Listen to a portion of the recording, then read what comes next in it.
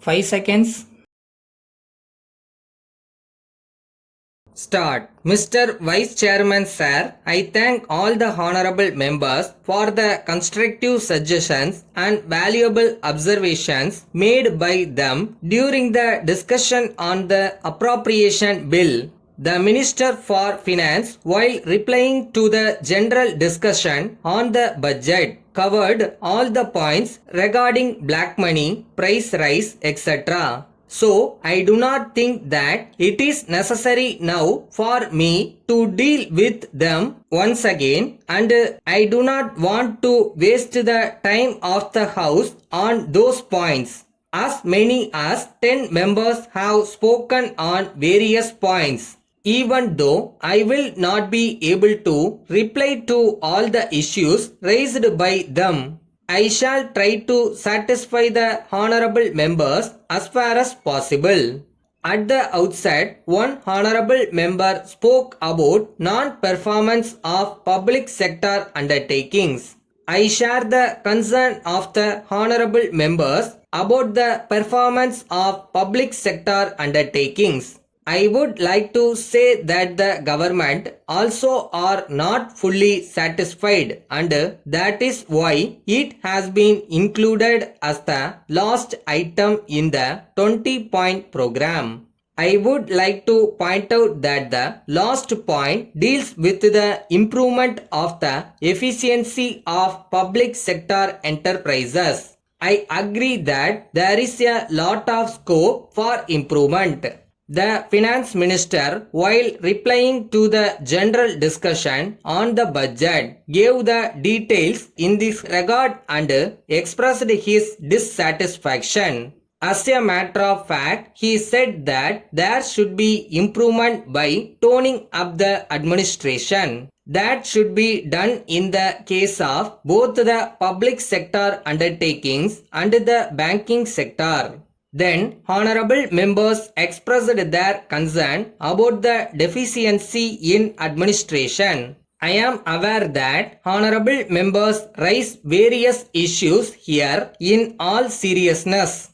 Members on that side and on this side expressed concern, but some of them are not present here now. One honorable member spoke about the weaknesses in the banking sector, and in this connection he dealt with corruption. If I am right, last year in his speech he referred to corruption in the Integrated Rural Development Program. He pointed out that in the matter of purchase of pump sets, the price quoted by the bank people was higher than the price quoted in the market. He also stated that the benefit was not reaching the weaker sections of the people, and he also stated that there was some kind of corruption. In all seriousness, he has stated that there is corruption, that there is some deficiency in the administration, and that the government should take necessary action. No doubt, it is a very good intention. Now, if these issues are taken into consideration and if somebody takes steps seriously, what would be the fate of that person? I am bringing this to the notice of the House. Honorable members may remember what happened in this House the other day. In the present circumstances, if we want to remove corruption, honorable members should realize what the reaction would be from the point of view of the people. It is stated that there is an element of corruption, but what can the minister do? When it is said that the benefit is not reaching the weaker sections, the people concerned are not identified correctly. Then it is said again and again that the living condition of the poor sections of people living in the rural areas should be improved. If we do something, it is said that it is political. I have already stated what we have done after we took charge, and I do not want to repeat it. Letter from Secretary to Government Personal and Administrative Reforms Department, Chennai. To all heads of departments. Sir, the practice of deputing state government servants on foreign service has been in vogue for a long time. There are also rules and regulations governing their service conditions on such occasions. Clarifications have been issued from time to time on certain points with regard to such deputation.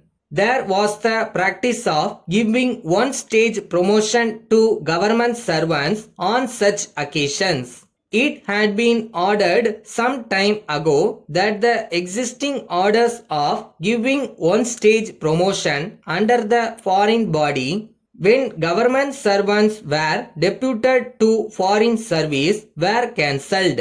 In this connection, a doubt has been raised whether the request of the Government of India for deputation of personnel on higher scales may be allowed. It is clarified that the above orders are applicable only to deputation of state government servants to state undertakings on foreign service terms.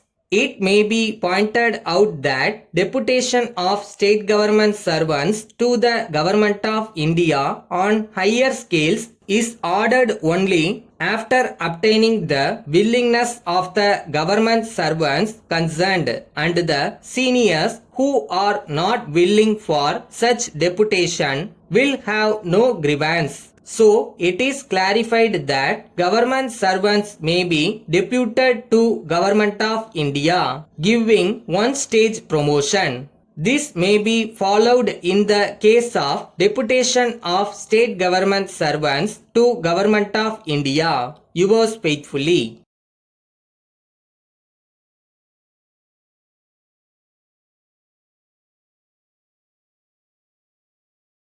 நம்பிக்கை இல்லாமல் இருக்காதீங்க. நீங்கள் நினச்சது உங்கள் கை வந்து சேரும். அது வரைக்கும் அதை நோக்கி போயிட்டே இருங்க. பயப்படவே பயப்படாதீங்க. எது வேணாலும் சந்திக்க முடியும், சாதிக்கவும் முடியும்.